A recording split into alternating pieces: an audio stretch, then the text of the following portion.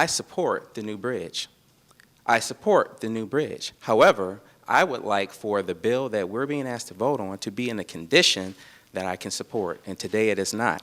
Yesterday, we had an agreement, a bipartisan agreement, to make sure that there would be fair, appropriate, and reasonable protections for the people of the Delray community in Southwest Detroit. I believe that these protections are necessary. It would be what we would ask for any community in this state that would host a project of this size and this scope. We had a bipartisan agreement yesterday. As you all know and have reported, the committee was abruptly adjourned.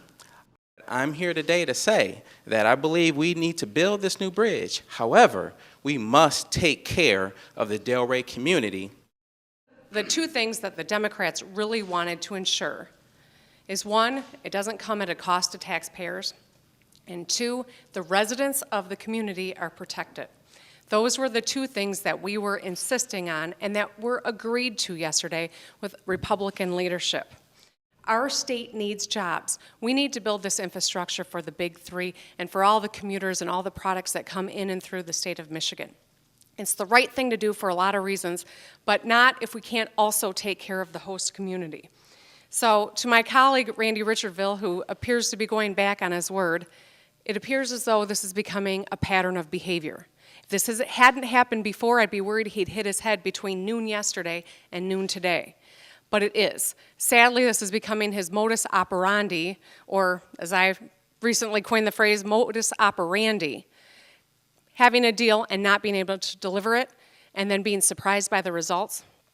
Give me a break. The people of the state of Michigan deserve better from their legislative leadership, and it almost makes you wonder if the leader, the Republican leader, Senator Richardville, is setting this up for failure, because he continues to set thresholds he can't reach, enter into negotiations he can't deliver on, and then he says he's surprised by the result. Well, if he's not just blowing smoke, it's time for us to sit at the table and hammer this out. You know, it is clear that the problem is not with the Democratic side of the aisle. I think that's very clear. The majority leader's problems are on his own side of the aisle. And once he gets his house in order, we're ready to talk and figure out how to do this. He supposedly runs this chamber.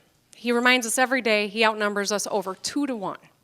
The committee has 5 of his members and 2 of ours. Our 2 are ready to vote so long as we protect the people in that community.